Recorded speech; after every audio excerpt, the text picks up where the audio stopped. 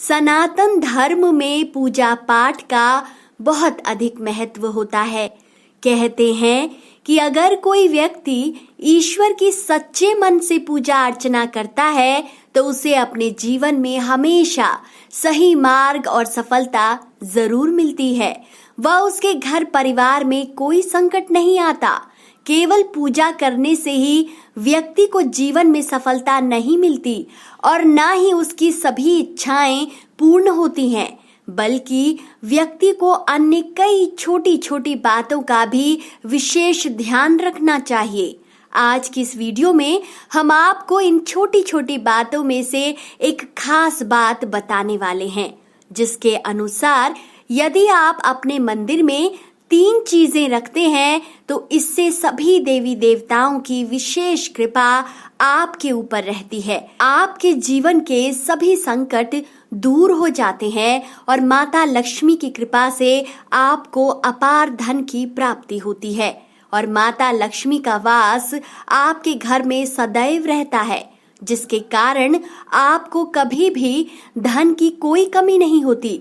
अगर आप भी जल्दी धनवान बनना चाहते हैं और चाहते हैं कि आपके घर में हमेशा माता लक्ष्मी का वास रहे, तो आप भी अपने मंदिर में यह खास 3 चीजें जरूर रखें। घर के मंदिर में जरूर रखें ये 3 चीजें। 1. तांबे का लोटा। अगर संभव हो तो अपने घर में बने मंदिर में शुद्ध तांबे की धातु से बना हुआ एक लोटा जरूर रखें। शास्त्रों में कहा गया है कि ईश्वर की पूजा अर्चना करते समय जल का प्रयोग करना शुभ माना जाता है और मंदिर में हमेशा एक लोटा भरकर जल अवश्य रखना चाहिए। और यदि आप यह जल तांबे के लोटे में भरकर रखते हैं तो ऐसा करने से न केवल माता लक्ष्मी बल्कि बाकी सभी देवी देवता भी आपसे प्रसन्न होते हैं और उनकी विशेष कृपा आपके ऊपर रहती है, जिस कारण आपको कभी भी जीवन में किसी तरह की कोई समस्या नहीं आती। आपके घर परिवार में कोई संकट नहीं आता और आपका परिवार हमेशा खुशी खुशी रहता है। ध्यान रहे, तांबे के लोटे में पानी भरने के बाद उसमें एक तुलसी का पत्ता और एक पुष्प अवश्य डालें। 2. चंदन की लकड़ी।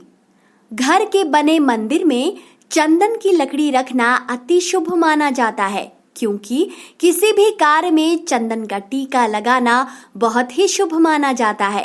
पौराणिक काल से ही पूजा करने के बाद चंदन की लकड़ी को पीसकर माथे पर उसका तिलक लगाया जाता है। ऐसा करने से पूजा करने वाले व्यक्ति की पूजा सफल हो जाती है और उसे उसका शुभ फल अति शीघ्र मिलता है।